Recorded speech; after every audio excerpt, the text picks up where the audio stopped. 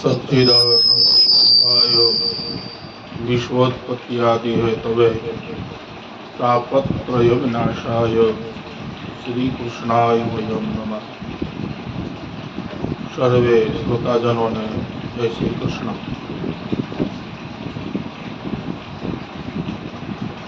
सर्वे उपस्थित तमाम भाइयों बहनों, आजना शुभ अवसर पर આપણે બધા જે ભેગા થયા છીએ, એકત્રિત થયા છે, તો તમામ સત્સંગી ભાઈઓ બહેનો આપણા કાર્યક્રમની અંદર તમે મને બોલાવ્યો અને આપણા કાર્યક્રમની અંદર મને જે સહભાગી બનાવ્યો એ બદલ આપ સર્વનો ખૂબ ખૂબ ધન્યવાદ। અને મને પણ આ કાર્યક્રમની અંદર અવસર મળ્યો તો આજના દિવસે વાતો એ કરવાની છે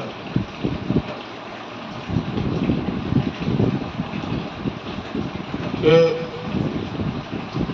તમામ અત્યારના સમાજની અંદર આપણે ધર્મની સાથે સંકળાયેલા છીએ, સાથે હર કોઈ નાના મોટા સંપ્રદાયની અંદર સંકળાયેલા છીએ।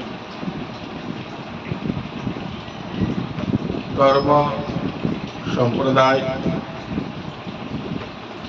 એ આપણા આચાર્યો ઋષિમુનિઓ મનુષ્યના કલ્યાણ માટે અને આપણા સનાતન ધર્મ માટે શ્રેષ્ઠ ઉપાય છે।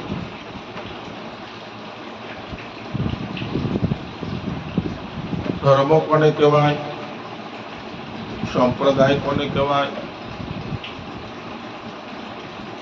એની નાની એવી થોડી એક વાત કરવા આવ્યો છું।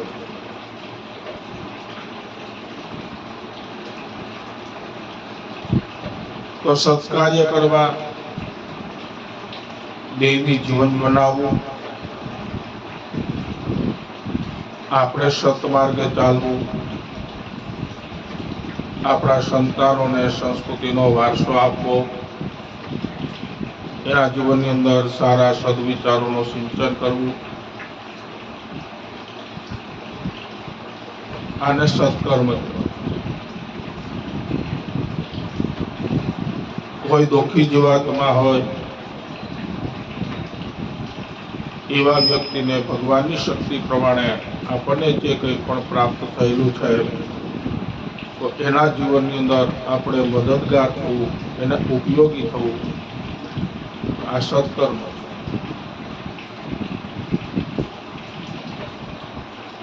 પરંતુ સંપ્રદાયને વિશે વાત કરીએ, એક સિવાય કોઈ પણ સંપ્રદાય માણસના કલ્યાણ માટે સંપ્રદાય છે।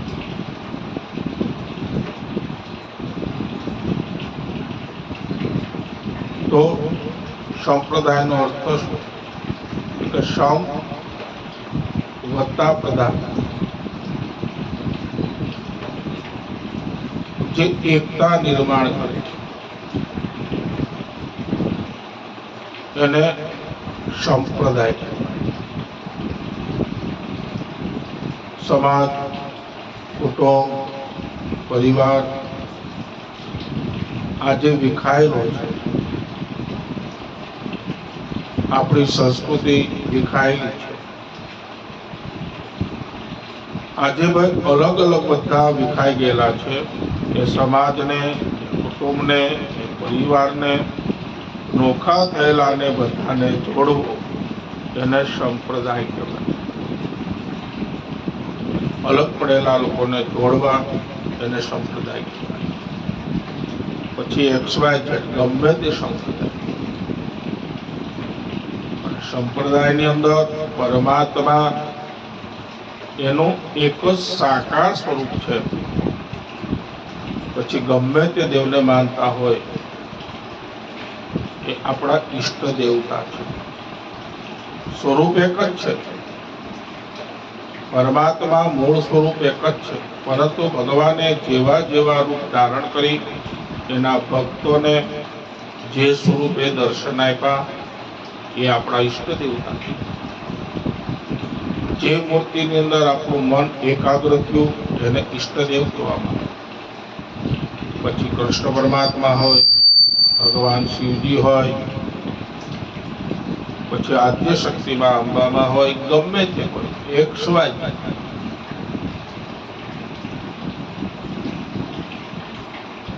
તો આની અંદર આપણી પૂર્ણ શ્રદ્ધા રાખી, પૂર્ણ વિશ્વાસ રાખી અને એના જે કંઈ પણ ભગવાનના જે સારા વિચારો છે એ સારા વિચારો આપણા કુટુંબની અંદર, આપણા સંતાનોની અંદર, આપણા સમાજની અંદર એને સમજાવવાનો પ્રયત્ન કરવો, એને સંપ્રદાય કહેવાય. જ્યાં સંપ નિર્માણ થાય, એકતા નિર્માણ થાય, આવો જ્યાં પ્રયત્ન થાય, લોકો ભેગા મળે અને માણસના કલ્યાણ માટેના સતત જે વિચારો થતા હોય એને સંપ્રદાય કહેવાય. તો આવા બધા વિચારો આ પ્રાપ્ત ક્યાંથી થાય? તો આપણા ઋષિમુનિઓ, આચાર્યો, સંતો આપણને બહુ બધા ગ્રંથો આપી ગયા, વેદો આપી ગયા, ઉપનિષદ આપી ગયા, ગીતા આપી ગયા, રામાયણ આપી ગયા, મહાભારત આપી ગયા. આનું સતત વાંચન,